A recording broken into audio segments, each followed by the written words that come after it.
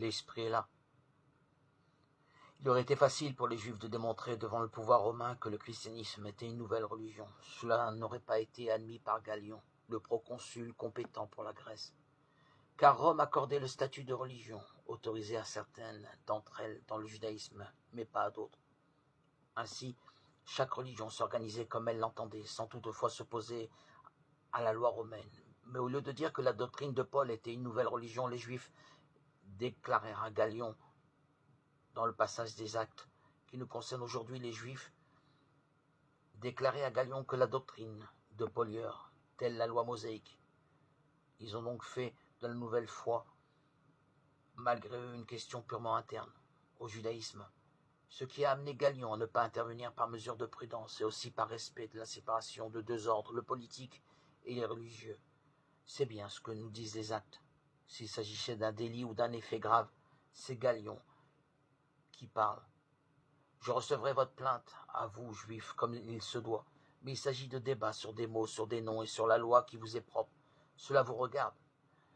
La retenue de Galion et l'intransigeance des Juifs montrent une activité de l'esprit qui vient protéger Paul, bien plus une émeute des païens notoirement antisémites à Corinthe. À l'époque, vient s'emparer de ce stand le chef de la synagogue, sans que le proconsul intervienne. Nous sommes bien loin dans l'atmosphère du procès de Jésus, de son échange avec le préfet de Judée, Ponce Pilate, qui aura été finalement très complaisant avec les dirigeants juifs et la foule déchaînée.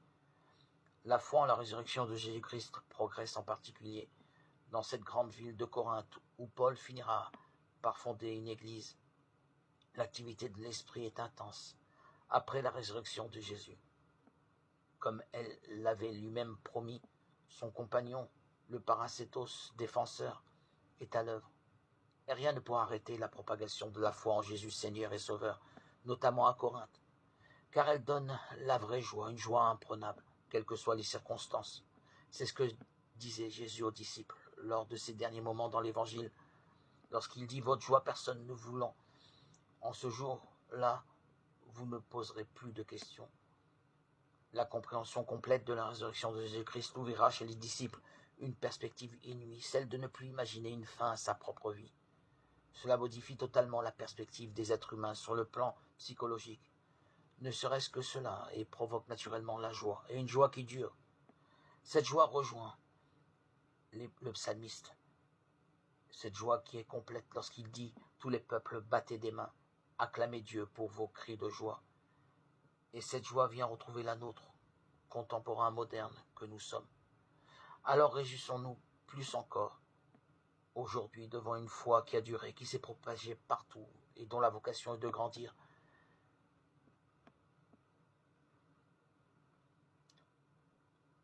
Pour poursuivre l'œuvre du salut par l'annonce de la bonne nouvelle.